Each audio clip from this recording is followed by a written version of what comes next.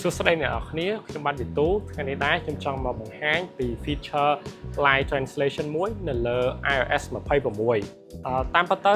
Live Translation នេះមានយូរណាស់មកហើយនៅ iOS 15មកម្លេះប៉ុន្តែ iOS ក្រោយនេះគឺវាទំនើបជាងមុនហើយមានភាពងាយស្រួលប្រើប្រាស់ជាងមុនអញ្ចឹងនៅពេលដែលលោកអ្នក message ជាមួយនឹងជនបរទេសណាមួយវានឹង auto translate ជូនតែម្ដងហើយចំពោះ FaceTime វិញគឺវានឹងចេញ subtitle ឲ្យលោកអ្នកហើយទាំងនេះការឡើងបានក៏ព្រោះតែ Apple Intelligence នៅក្នុងទូរស័ព្ទរបស់លោកអ្នកផងដែរហើយថែមពីនេះទៅទៀត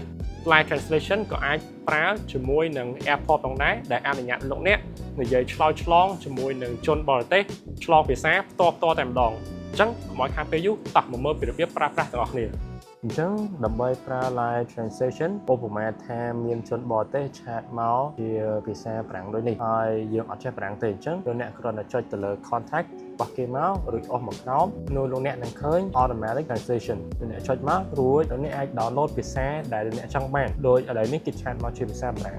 ខ្ញុំបាន download ភាសាប្រាំងរួចហើយតែបើសិនគេឆាតមកជាភាសាអាល្លឺម៉ង់អ៊ីតាលីដុចឬមួយក៏ចិនអីលោកអ្នកអាច download ភាសានៅក្នុងនេះបានរួចលោកអ្នកបើក automatically translate រួចចុចទៅលើ French ហើយចេញមកវិញនោះឆាតម្ដងទៀតវានឹងបកប្រែជូនដោយលោកអ្នកបានឃើញអញ្ចឹងគេឆាតមក Bonjour ហើយវាបកប្រែជា Hello គេឆាតមក Je m'appelle Jon Snow វានឹងបកប្រែ My name is Jon Snow